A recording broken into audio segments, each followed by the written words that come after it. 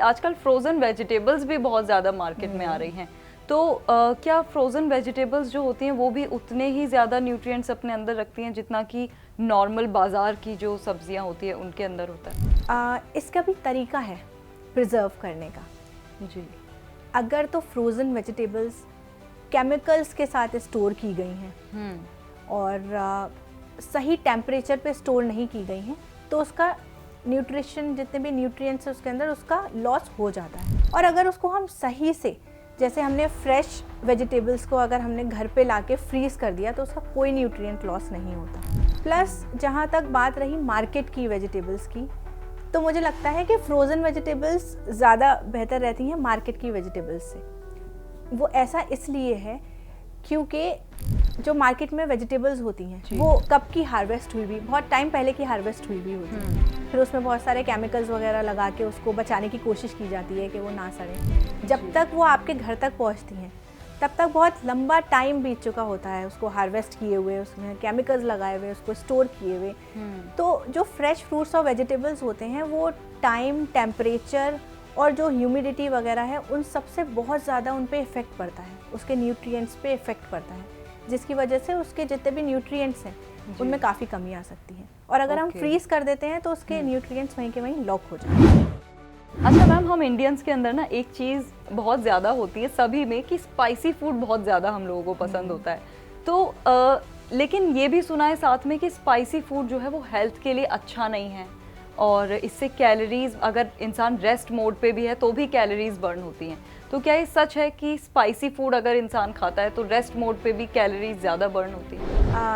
काफ़ी हद तक थोड़ा सा ये सच है, इसलिए क्योंकि जब हम स्पाइसी फूड, बहुत ज़्यादा स्पाइसी फूड जब हम खाते हैं, जब आंखों में से पानी आ जाता है वैसे वाला स्पाइसी, तो हमारा मेटाबॉलिज्म बहुत फास्ट हो जाता है और हमारी बॉडी में हीट जनरेट होती है, जिसकी वजह से कैलोरीज ज़्यादा लॉस होती हैं।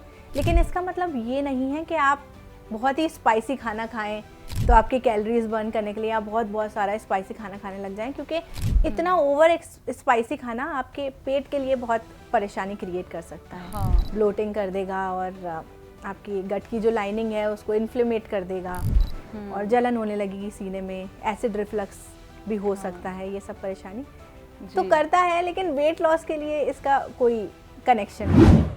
मतलब ये कुल मिला के खराब है, मतलब एक तरीके से खराब हो सकता है अगर इसका ओवर स्पाइसी अगर खाया जाए तो। स्पाइसेस तो बहुत ही अच्छे हैं, नेचर ने हमें दिए हैं। हर किसी स्पाइस का अपना एक फ़ायदा है, हमें अपने खाने में ज़रूर यूज़ करने चाहिए, लेकिन लिमिटेड क्वांटिटी में, क्योंकि स्पाइसेस बहुत ज़्यादा स्ट्रॉन्ग होते हैं, उनके फ्लेवर्स भी और उनकी असर भी, तासीर भी बहुत स्ट्रॉन्ग होती है।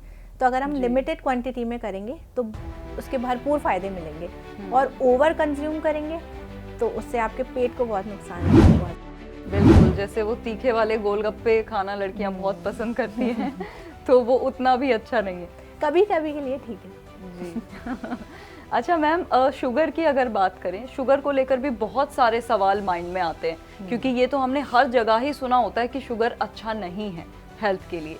लेकिन शुगर भी आजकल, ब्राउन शुगर भी बहुत ज़्यादा ट्रेंड में आ रहा है कि लोग वाइट शुगर ना लेके ब्राउन शुगर का इस्तेमाल करते हैं। तो क्या ये सच है कि ब्राउन शुगर हमारी सेहत के लिए ज़्यादा हेल्दी होता है वाइट शुगर के कंपैरिजन में? नहीं, देखिए मैं सबको यही समझाने की कोशिश करती हूँ कि देखिए चीनी है, चाहे वो कोई सी भी चीनी हो, चाहे वो वाइट हो या ब्राउन हो या फिर गुड़ ही क्यों ना हो, सब चीनी ही है। आपको पता है आप ब्राउन शुगर खा रहे हो, आपको पता है कि आप जैगरी गुड़ खा रहे हो, आपकी बॉडी को नाम थोड़ी पता है, अंदर जाके वो तो चीनी का ही काम करेगी आपकी बॉडी में, नाम से थोड़ी काम करेगी।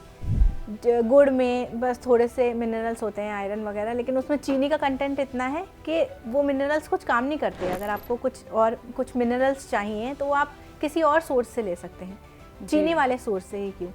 तो आप हमेशा याद रखिए कि सब चीनी एक सी ही होती है, कोई भी चीनी ऊपर नीचे या कुछ ऐसा नहीं कह सकते कि हम गुड़ खा रहे हैं तो हम हेल्दी खा रहे हैं, कितना भी खा सकते हैं, या डायबिटिक पेशेंट है तो वो खा सकता है, ऐसा नहीं है। सारी चीनी सेम है, ये आप याद कर लीजिए। मैम, ये तो वाकई आपने बहुत बड़ी गलतफहमी दूर की है। इवन मुझे भी ऐसा लगता था कि अगर गुड़ खा रहा है इंसान तो गुड़ तो डाइजेशन के लिए भी अच्छा होता है ऐसा बोलते हैं, और वो उतना खराब नहीं है जितना वाइट शुगर होता है।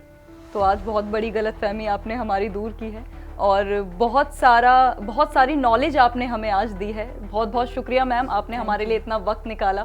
Thank you so much ma'am. तो दर्शकों, आज हमने जाना कि डेली लाइफस्टाइल में हम इतनी सारी चीजें जो खाते हैं वो आखिर हमारे लिए कितनी सही हैं और कहां जाके वो हमारे लिए नुकसानदायक भी हो सकती हैं। तो अगले एपिसोड में एक और ऐसे ही खास हेल्थ टिप के साथ आपसे मुलाकात होगी। तब तक के लिए आप रखिए अपना ख्याल। मुझे दीजिए इजाजत। नमस्कार।